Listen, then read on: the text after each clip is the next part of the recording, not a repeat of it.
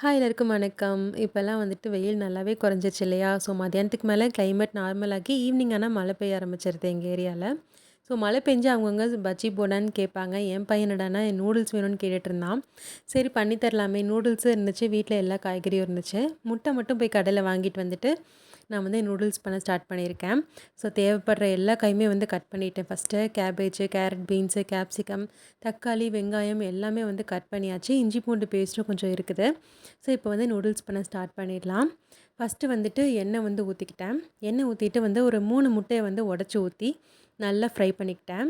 So இதே மாதிரி மெத்தடில் வந்து ட்ரை பண்ணிங்கன்னா செம்ம டேஸ்ட்டாக வரும். ஃபஸ்ட்டு எக்கு போட்டு நல்லா ஃப்ரை பண்ணிக்கணும். அதுக்கப்புறம் கட் பண்ணி வச்சு வெங்காயம், தக்காளி 2மே போட்டுக்கலாம். பட் நூடுல்ஸ்க்கு தக்காளி போடணுமான்னு கேட்காதீங்க. பட் போட்டு பாருங்கள், செம்ம டேஸ்ட்டாக இருக்கும். அதுக்கப்புறம் இஞ்சி பூண்டு பேஸ்ட்டு கொஞ்சம் போட்டு அதையும் நல்லா ஃப்ரை பண்ணிக்கணும்.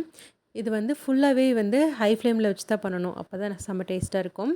அதுக்கப்புறம் வந்து கட் பண்ணி வச்ச வெஜிடபிள்ஸ் எல்லாத்தையுமே போட்டுக்கலாம்.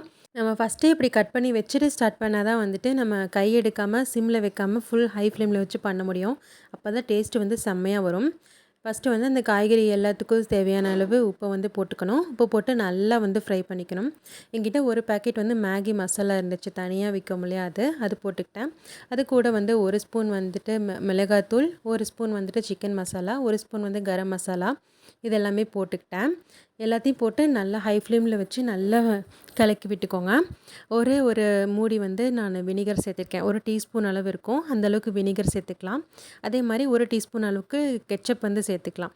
1 ஸ்பூன் மட்டும் சேர்த்தா போதும். அப்போ தான் வந்துட்டு டேஸ்ட்டு வந்து சூப்பராக வரும். நிறைய சேர்த்துட்டோம்னா உங்களுக்கு கொல கொலன்னு ஆயிடும். ஸோ வந்துட்டு கரெக்டான பக்கம் 1 ஸ்பூன் மட்டும் சேர்த்துட்டு நல்லா ஃப்ரை பண்ணிக்கோங்க. அதுக்கப்புறமா வந்துட்டு நம்ம வேக வச்சிருந்த நூடுல்ஸை வந்து ஆட் பண்ணிக்கோங்க. எப்போவுமே நூடுல்ஸ் வந்து நல்லா சூப்பராக வந்து வேக வச்சுக்கோங்க. ஹாஃப் பாயில்டாக வந்து கொடுப்பாங்க கடையில். பட் நம்ம வீட்டில் செய்யும்போது நல்லாவே பாயில் பண்ணிக்கணும். ஸோ எல்லாத்தையும் போட்டுட்டு நல்லா வந்து மிக்ஸ் பண்ணி எடுத்தோம்னா செம்ம டேஸ்ட்டாக நூடுல்ஸ் ரெடி ஆகிடும். நமக்கு வந்துட்டு கொஞ்சம் பெப்பர் ஆட் பண்ணிக்கிட்டோம்னா இன்னுமே டேஸ்ட்டாக இருக்கும்.